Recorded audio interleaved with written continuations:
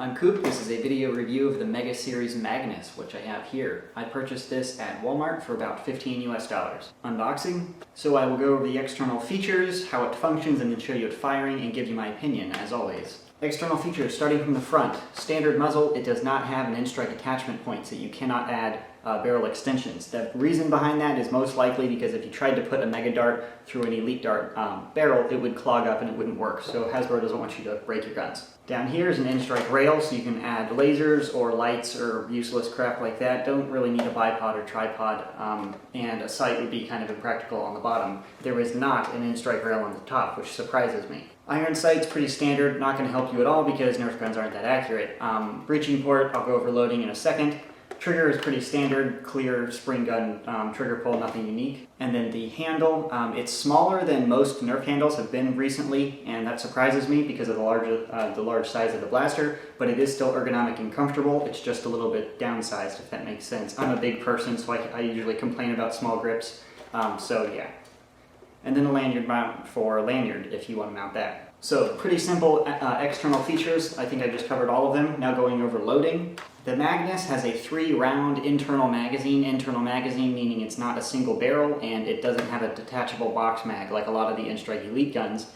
So you pull back the slide and that exposes the mouth here. Then you get a Mega Series dart. It does not fire standard Elite darts. It only takes Mega darts. And then you can cram it in there. These are very tight lips here, and the purpose of these lips is to make sure your darts don't come too far out because it is spring loaded. My tip is to put in the tip first, giggity, and not push on the tail because the tail is going to compress because it's only foam, whereas this bit up in the front is a little bit more rigid. So push on the head of it and that goes in, and then you can sneak it in. It holds 3 Mega darts. After you load in your darts, and this is locked back right now, you just push it forward like that. Now you're ready to go. My reflexes were to be paranoid that I was going to chop my fingers off. When you prime this back, if you were to pull the trigger now, there is a lock preventing you from pulling the trigger luckily, but if you were to, the slide would slam forward while your fingers are in the breaching port. So if you modify this blaster, I would recommend not taking that out so you don't damage your fingers. And imagine your fingers being inside of that. You cannot load the blaster when the breech is shut because as you can see that's the barrel right there, and you can only get into the breaching port when it opens, as you can see there. It does take a little bit of getting used to, but after you load it a couple times, maybe like 10 times, you should be pretty used to it. It would still be fairly difficult to do if you were moving around, running, getting shot at, trying to dodge darts. So it is sort of annoying, but for this type of blaster, I can't imagine somebody using this as a primary, so it might just be the go-to sidearm or whatever like that. This blaster does have a dart tooth internally because it is a moving barrel system or a breech system. However, if you prime the blaster like that, it's not loaded right now. Well, as you can see, it can actually turn into a front loader. So you can just shove a dart right in there and have a front loading Nerf gun, which is a really cool feature in my opinion, because 3 darts really isn't that much. That's how much the internal mag holds. So after you're out, if you just want to use it as a single loader, prime it and shove a dart in there, it's actually a little faster if you only have a single dart than to try to load through the top. So it's pretty cool that they didn't have a restriction on the front like a dart tooth out there preventing you from putting foreign objects in there. I fired this blaster about 300 times, meaning 300 rounds, not 300 magazines, and I have not yet had a jam. I intentionally set up a double feed malfunction and used a bunch of old Mega darts, not really old, but broken ones since my Centurion ripped up a bunch of darts, and I could not get this blaster to jam. It failed to fire sometimes if there was like a complete hole in the dart and air would just pass around it, but I couldn't get it to jam. I wanted to jam it because this little button in the manual, it says that's the unjamming button. So if you lock in a dart and you can't pull the trigger and you can't prime it back, your gun would effectively be locked. That is supposed to unlock the slide so you can rack the slide and de-jam it or take out the dart or whatever. But since I haven't jammed it, I have not actually had an opportunity to use that. And since I haven't taken the blaster apart yet, I don't get to see how it functions, and I really want to, but I wanted to make the review before I opened it. So I think I've covered the operation and all of the external stuff, so I'll show you the blaster firing.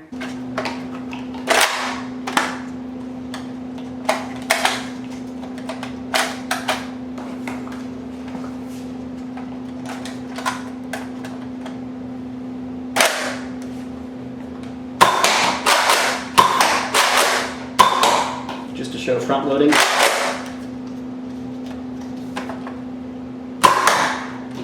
I haven't had an opportunity to range test the blaster, and I won't for quite some time, if ever. I've just lost faith in ranges, to be honest. It does shoot, it seems to be shooting a little bit further than the Elite darts, and that's based on dart drop as opposed to actual range, just over a given space. The initial velocity seems to be on par, maybe slightly quicker than with the elite darts, and because it has a greater mass, physics would suggest it should go a little further, disregarding aerodynamics. So I think they will shoot a little bit further. It's nothing to say, oh, I'm going to outrange everyone and own everybody with a Mega Dart. It's not like a drastic change, but it might be a little improvement. If you're unfamiliar with the ammo, this is a Mega Dart, this is a standard Elite Dart, this is the new standard Nerf Dart right now. Substantially larger. In my Centurion video I showed you, you can actually put the Elite Dart inside of it. It won't function like that, but just for the size comparison. But they are just as inaccurate. It does have 2 holes on the front, so you might say that will balance out the inequality of the airfoil from that hole causes. That sentence failed, but that's not really true. Both of these darts are terribly inaccurate. I get a lot of questions on what's the most accurate Nerf gun. All of them suck. It's really dependent on the ammunition, and that's true for all Nerf guns. If you have crappy ammo, no matter what Nerf gun you shoot it out of, right when it leaves the barrel, even if it leaves the barrel perfectly, that stupid hole is going to create an airfoil and just push the dart, and it's just going to swerve wherever, you don't know where it's going to go. So accuracy is pretty bad beyond 50 feet. There's not really a guaranteed hit until a human size or like center mass is like at least 20 feet from you, or within 20 feet. So accuracy still sucks. But it's on par with all of the other Nerf guns, so if you think normal Nerf guns are accurate, well, you've never used a Stefan dart, obviously. Stefan dart's a homemade dart that's quite consistent and very accurate up to 100 feet. I wasn't really looking forward to the Magnus, only because I hated the Centurion. I reviewed that. I hate that gun. I will never buy another one. I stripped it for its shell, and I just thought all Mega darts were going to be bad and all Mega guns were going to be bad. But this one functions really smoothly, and I'm really, really happy with this. Honestly, I won't ever field this just because I don't need a 3-round internal magazine blaster for anything. But the fact that you can front load it makes me like it a whole lot better. But it's still very big, and I'm not a huge fan of the ammo, not for any particular reason, but because the range isn't substantially further than Elite darts and they're so much bigger, you can't carry as many in your ammo pouch or in your pockets or wherever you keep your ammo, and once they have more magazines like the Centurion mags, that's just really bulky.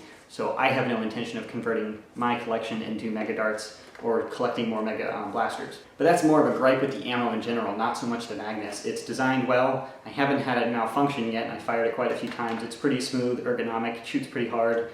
So overall, very happy with the blaster. That's just my opinion of it, though. I don't answer questions saying, should I buy this or should I buy that? Make up your own decision. I try to format my reviews to state everything about the blaster so you can make that decision for yourself, because somebody can use every Nerf gun, and that would be the best Nerf gun for you. So whatever's best for me is not necessarily best for you. So I just ignore all those stupid questions. Make up this decision for yourself. Hopefully I reviewed this accurately enough for you. Hopefully you enjoyed it. Thanks for watching.